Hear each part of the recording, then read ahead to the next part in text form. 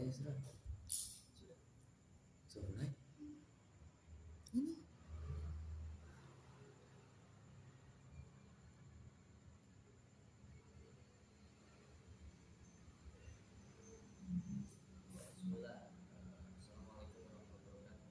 Waalaikumsalam warahmatullahi wabarakatuh.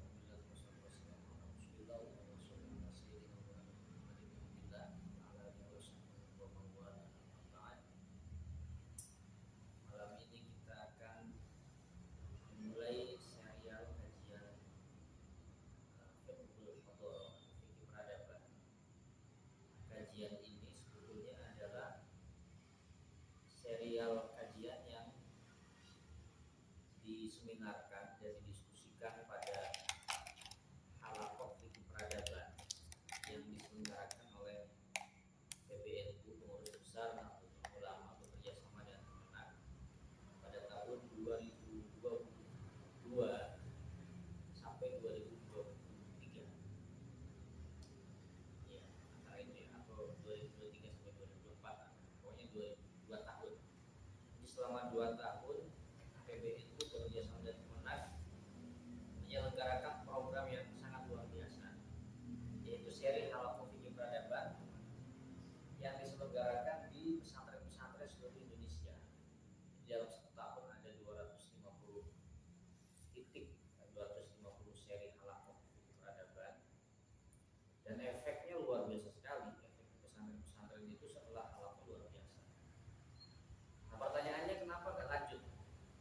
Kenapa hanya 2 tahun? Ya karena kehabisan duit gitu. Jadi kenapa programnya nggak lanjut? Ya karena kehabisan duit. Nah, diskusi-diskusi pada seri halaqah fikih peradaban itu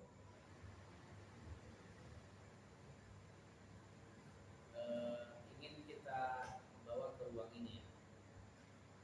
Jadi ini nggak ada materinya, nggak ada kitab penunjukannya sebetulnya. Nanti kitabnya kita menggunakan beberapa kitab.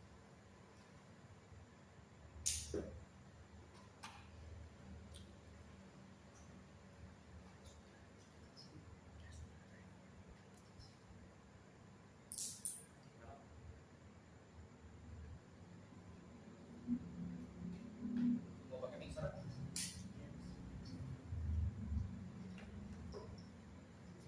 Hah? Ya, terus dari sininya itu.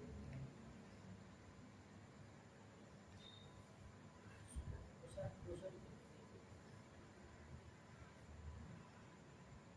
Mau pakai mixer? Bisa begini. Jangan kayak alat fikih peradaban nggak bisa duit. Oke. Ya gitu ya. Jadi sekali lagi ini materi yang didiskusikan dan diseminarkan di seri halaqah fikih peradaban. Jadi saya ingin berbagi ya dengan teman-teman apa yang didiskusikan pada saat itu. Dan diskusinya memang belum selesai. Karena itu sebetulnya proyek halaqah fikih peradaban ini proyek yang nanggung, belum selesai, harus diselesaikan sebetulnya. Nah, pesantren ini menggunakan nama Al-Hadharah atau peradaban juga terinspirasi dari itu. Terinspirasi dari halaqah fikih peradaban. Oke. Berarti pondok peradaban. Ya, jadi hadharah itu artinya peradaban. Burhan itu artinya argumentasi. Jadi burhanul hadharah itu argumentasi atau dalil-dalil peradaban. Ya, jadi yang mondok di sini harus berperadaban. Ya, Bukan kebur. Bukan kebur. Apa? Bukan kebur kan. Kenapa? Bukan kebur kan dinamakan di sini. Saya kira ada efek dari nama kebur. Ya, itu pasti. Oh. Jadi kita ribet nih kabel ini. Nah, sebelumnya kita coba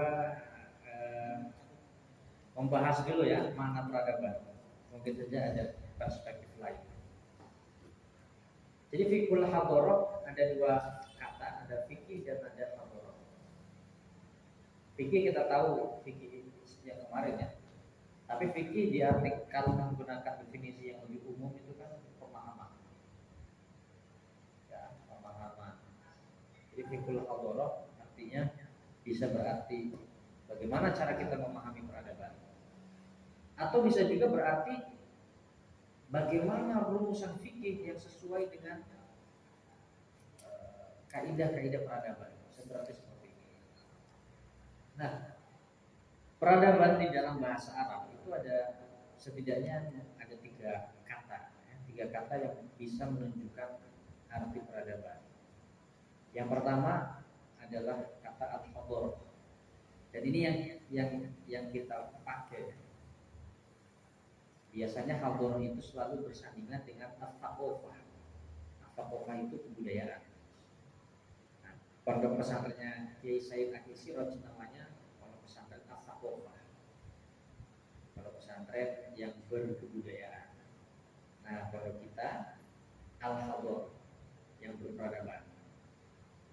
Jadi kalau al-thaqafah ada di Ciganjur, kalau al-hadar ada di Gorontalo. Tapi di Ciganjur juga ada pesantren mahasiswa namanya pesantren Ciganjur ya, pesantren peninggalan Gus Dur ya. Nah, jadi ada yang disebut dengan al-hadar. Yang kedua ada yang disebut dengan al-madani. Madani ini satu akar nantinya dengan apa kira-kira? Dengan apa dia?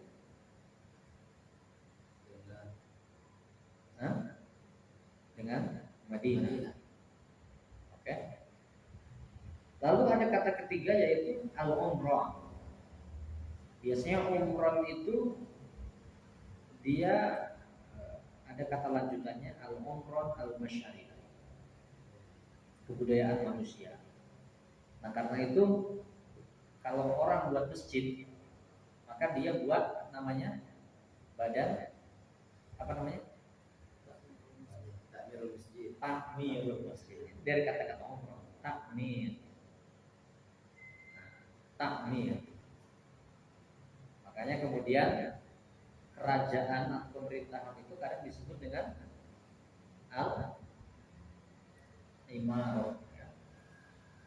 Al-imarah. Makanya ada negara Uni Emirat Arab.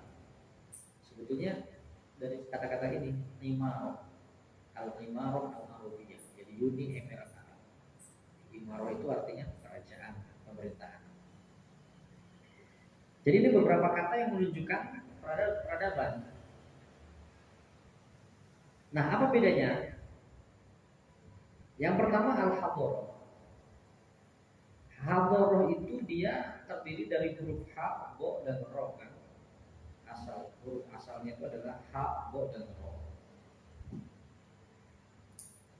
Nah, ha, bo, dan ro itu menunjukkan beberapa arti. Yang pertama adalah kehadiran. Hadir. Hadharah itu bisa berarti hadir, bisa juga berarti di depan, ya, hadir di depan. Bisa juga berarti tetap. Kita akan ambil arti yang tetap. Ya. Nah, itu artinya dalam konstruksi masyarakat klasik, hadharah ini biasanya digunakan untuk menggambarkan sebuah komunitas yang menetap, yang sudah tidak berpindah-pindah. Kalau berpindah-pindah kan nomaden.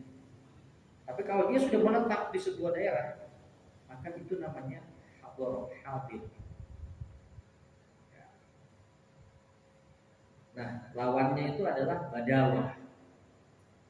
Makanya ada orang Arab Badui kan? Kita pernah mendengar orang Arab Badui. Maksudnya orang Arab Badui itu adalah orang Arab yang belum berperadaban, yang tinggal di kampung-kampung, yang berpindah-pindah, yang tidak mengenal tatanan sosial, sistem pemerintahan. Jadi mereka nggak kenal. Jadi Badui itu tidak mengenal sistem pemerintahan, karena mereka hidupnya sesuka hati, berpindah-pindah. Yang penting nyari tempat yang ada airnya habis, pindah lagi ke tempat yang ada airnya lagi. Tapi kalau hadharah nggak seperti itu. Misalkan kita memutuskan tinggal di kota Gorontalo, ya bagaimana agar kota Gorontalo ini menjadi maju kan? Airnya, air bersih mencukupi, sampah bisa kita kurangi. Itu hadroh itu begitu. Jadi hadroh itu artinya komunitas yang sudah menetap di situ dan memikirkan bagaimana komunitas itu maju. Nah dari situ kemudian muncul istilah hadroh dari kata-kata hadir, menetap, ada, hadir.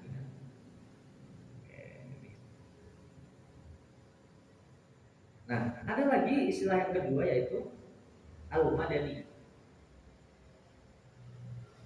Madani ini satu akar dengan Madinah. Apa artinya Madinah? Hah? Enggak, kalau dalam bahasa Arab Madinah itu apa artinya? Sering kita artikan apa Madinah itu? Madinah itu Jakarta, kota ya. Kota, oke. Madinah itu sering diartikan kota. Kira-kira apa yang paling membedakan kota dengan kampung? Struktur kan? Aspek juga ekonomi. Oke, aspek ekonomi. Oke, kita struktur lah, struktur sosialnya. Bedanya apa? Bedanya apa kampung dan kota dari sisi struktur sosialnya? Apa bedanya?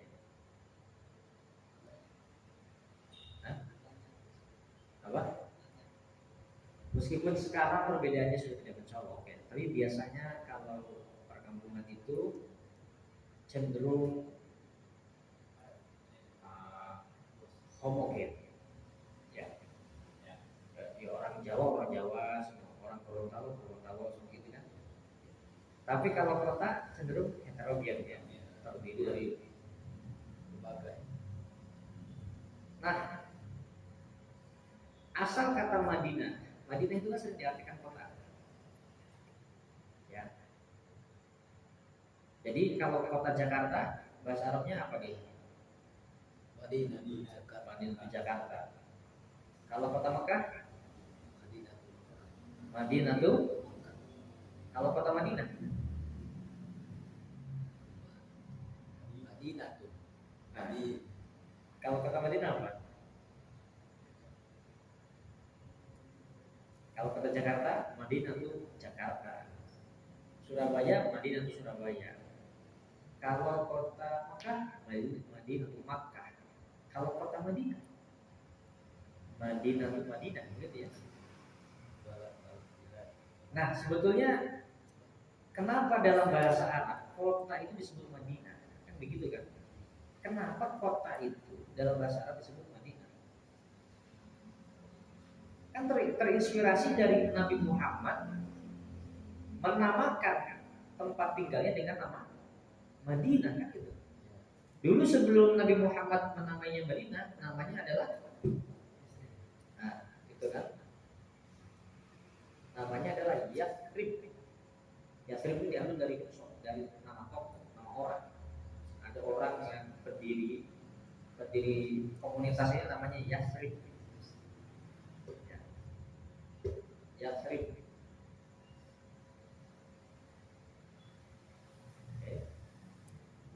Kemudian Nabi Muhammad merubah nama Yathrib menjadi Madinah. Mengapa seperti itu? Kenapa Nabi Muhammad itu menamai dengan Madinah? Apa ciri khas Madinah? Madinah yang menarik itu mengandung arti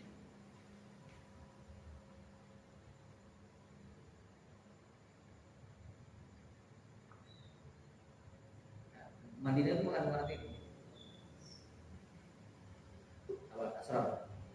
kolaborasi. Jadi itu arti sesungguhnya dari Madinah itu adalah mengandung arti kolaborasi. Itu Madinah.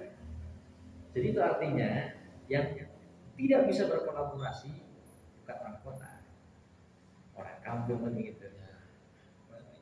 Bukan berarti kampung itu jelek ya, tapi ini zaman dulu begitu. Jadi kota itu sesungguhnya Madinah itu mengandung arti kolaborasi. Nah, orang yang bisa berkolaborasi namanya al-madani. madani. Makanya membentuk manusia yang madaninya sering gitu ya, dengan kita ingin membentuk manusia yang madani. Maksudnya madani itu yang bisa berkolaborasi. Jadi kalau Gorontalo Islam di Madinah, artinya apa? Harus bisa berkolaborasi, harusnya begitu. Buktinya apa? Buktinya Nabi Muhammad membuat piagam Madinah. Piagam Madinah itu isinya kolaborasi antar etnis, antar agama kan. Bahwa Yahudi, Islam dan sebagainya saling menolong ya, dalam menjaga Madinah dan seterusnya. Nah, jadi Madinah mengandung arti kolaborasi. Diartikan kan dalam kamus-kamus yang dipelajari anak SMP kota. Tapi jadi kalau kita mengartikan Madinah itu hanya sebatas kota, itu levelnya masih SMP ya. Nah, jadi oke. Tapi memang sekarang ini Madinah itu artinya kota, itu mengandung arti oke. Nah, kata para ulama seperti Imam Fakhruddin Ar-Razi dan sebagainya, al-insan, mereka sering bilang gini, al-insan madani bil-qawm.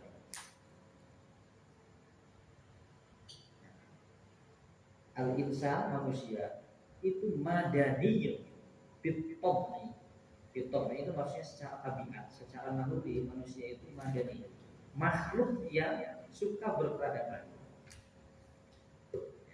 Jadi madani. Nah, kenapa seperti itu? Kenapa secara naluri kita itu harus madani?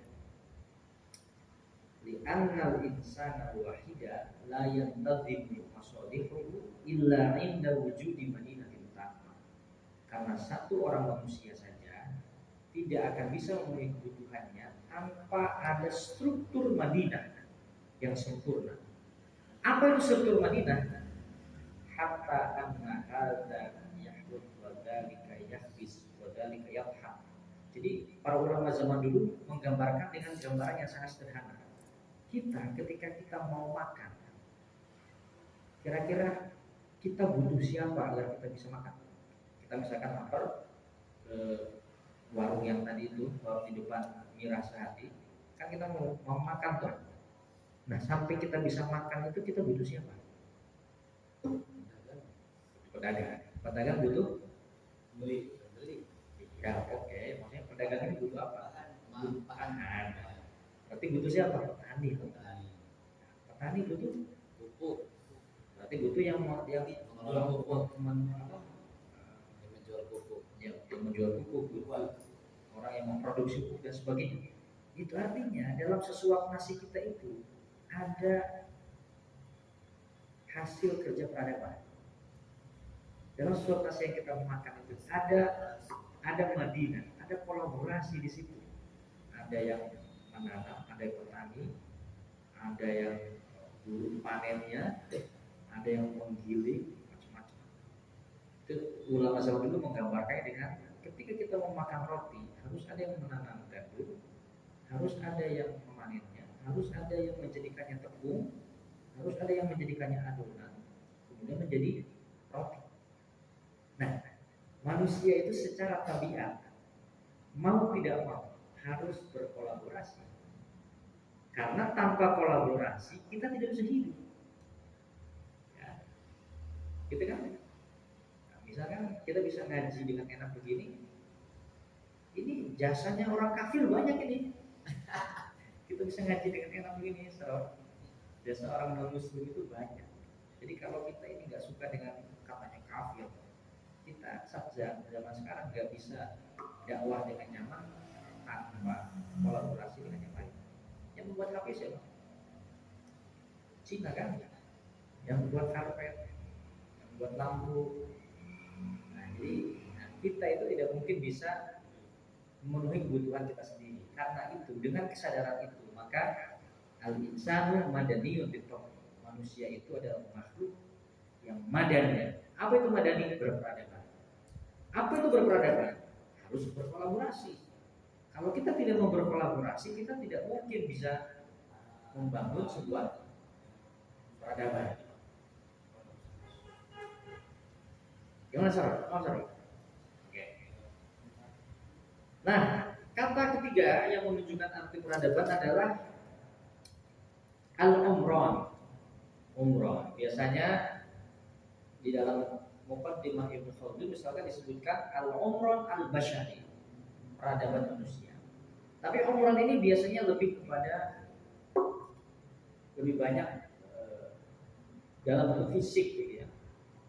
Bentuk fisik. Makanya dibagi takbir masjid itu begitu ya. Takbir masjid itu artinya orang yang mengelola masjid. Takbir menghidupkan. Karena umron itu artinya ada aktivitas. Ada bangunan, ada macam-macam. Makanya ada takbir masjid. Nah, kalau ada sebuah negara itu disebut al-imar. Nah, jadi inilah peradaban. Jadi peradaban itu artinya adalah ada sesuatu, ada sistem, ada al-hadharah, sistem yang tetap ya, yang membuat kita bisa hidup dengan nyaman, tidak lagi berpindah-pindah. Ada kolaborasi, lalu ada imarah, ada pembangunan. Nah, membangun peradaban ini dalam kajian sosiologi ya, itu kita perlu ada kolaborasi dari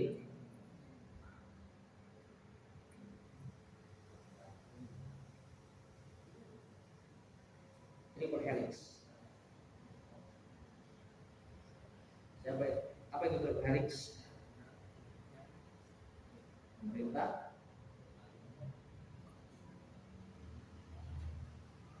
ilmuwan,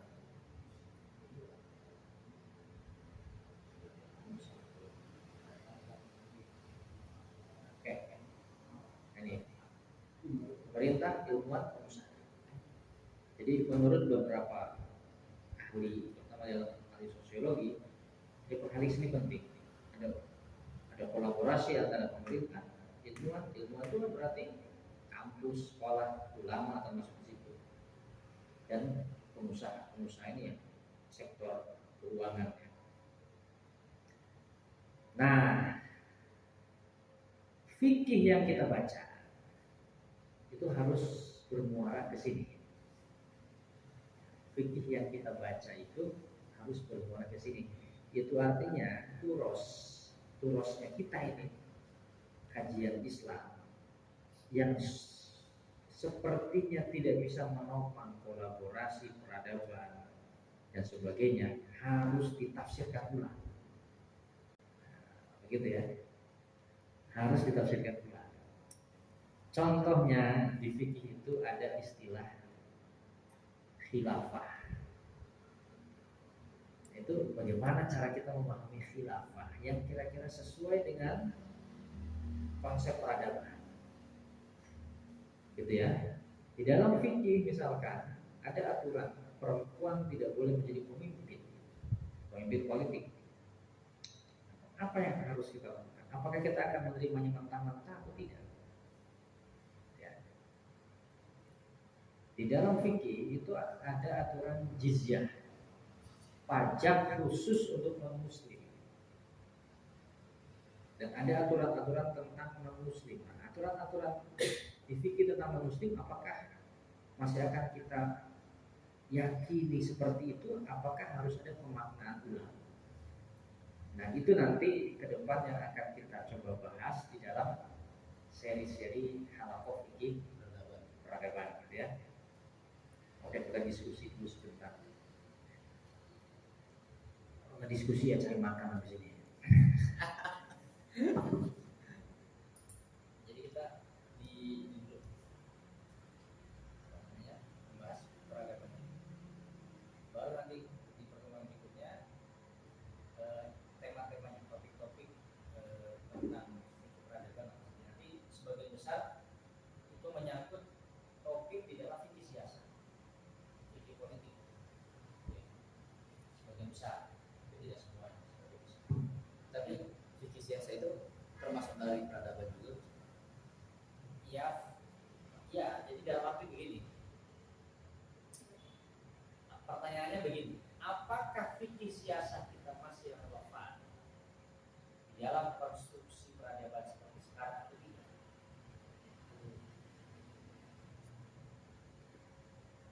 Ya, saya kasih contoh begini, Saya kasih contoh.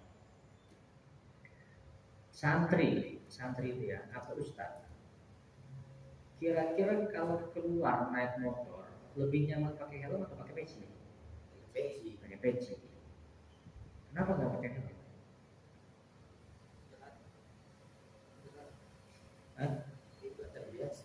Nggak terbiasa, karena dianggap peci itu simbol santri, simbol agama. Sedangkan helm itu bukan simbol agama. Begitu kan? Ya. Jadi kenapa santri, ustadz dan sebagainya ketika pakai motor lebih nyaman pakai peci dibandingkan pakai helm? Karena peci ini dianggap simbol syariat, simbol santri, simbol agama. Sedangkan helm tidak. Padahal di fikih itu ada kaidah begini. Idza amara amiru biwajibin ta'akkada wujubuhu. Ketika pemerintah menetapkan sebuah aturan yang tujuannya baik, ya maka jika aturan itu sebetulnya wajib dalam pandangan agama, maka wajibnya naik tingkat menjadi wajib muakkad. Jadi misalkan pemerintah mewajibkan sholat zuhur atau pemerintah mewajibkan zakat, zakat itu memang wajib. Tapi ketika pemerintah mewajibkan zakat, maka status zakat ini naik tingkat menjadi wajib muakkad. Sholat duha misalkan sunnah. Tapi ketika pemerintah mewajibkan sholat duha, menjadi wajib sholat duha itu. Nah, sesuatu yang mubah, hukum yang mubah boleh. Ketika pemerintah mewajibkannya, maka statusnya menjadi wajib. Ketika itu mengandung kemaslahatan. Nah, jadi itu artinya pakai helm itu ketika hukum positif kita mewajibkannya dalam pandangan syariat, pakai helm itu menjadi wajib. Gitu ya. Nah, jadi itu artinya ustadz yang nyetir motor lebih milih pakai peci nggak pakai helm, kira-kira sedang menjalankan aturan agama atau menentang aturan agama? Menentang. Nah, ini fikih peradaban itu begitu. Jadi fikih peradaban itu kita ingin merubah mindset ya, bahwa ajaran agama itu harus sesuai dan pasti sesuai dengan peradaban yang ada. Nah, ada beberapa tafsiran fikih yang harus dimaknai ulang, ada pemaknaan ulang. Seperti tadi itu.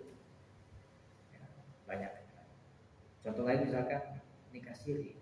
Bagaimana hukumnya nikah siri? Boleh, begitu kan? Karena ya kalian suka nikah siri kan? Tapi dalam konteks fikih peradaban, nikah siri itu punya haram. Kenapa haram kira-kira? Tadi alasannya kenapa? Karena bertentangan dengan aturan negara. Karena negara mengatur, memerintahkan kita nikah itu harus dicatat. Dan itu sesuai dengan prinsip maslahatan. Karena kalau tidak ada pencatatan, istri ingin menuntut nafkah dan sebagainya, pengadilan tidak bisa mengabulkan karena tidak ada buktinya, tidak ada bukti pernikahan. Nah, begitu ya. Nah, jadi itu artinya banyak hal-hal yang harus dipotret dengan pisau bedah yang baru yang sesuai dengan peradaban kita. Nah, dan kita tidak ingin menafikan, tidak ingin membuang turos, kita ingin mengganti turos dengan turos yang lain. Jadi ini ada turos, tapi turos ini sudah katakanlah tidak relevan. Nah, kita ganti dengan turos lain yang lebih relevan. Oke, cukup ya. Ini diskusi nyantai saja di sini. Nah, jadi itu nanti akan kita pelajari dalam serial Halaman Fikih Peradaban. Nanti kita akan bahas beberapa hal. Misalkan kita akan bahas konsep i'anah al maksiat, memfasilitasi kemaksiatan ya, dalam konteks negara modern itu bagaimana gitu ya.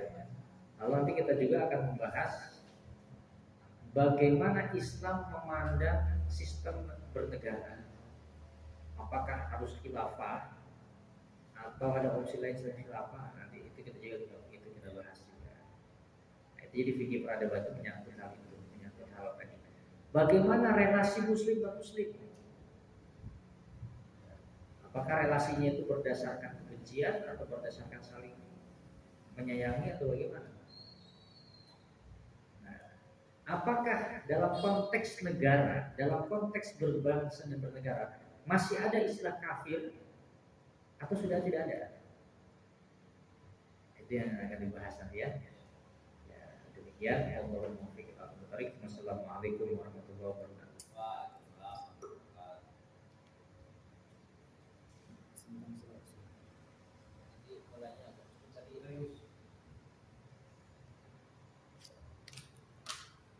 Selanjutnya,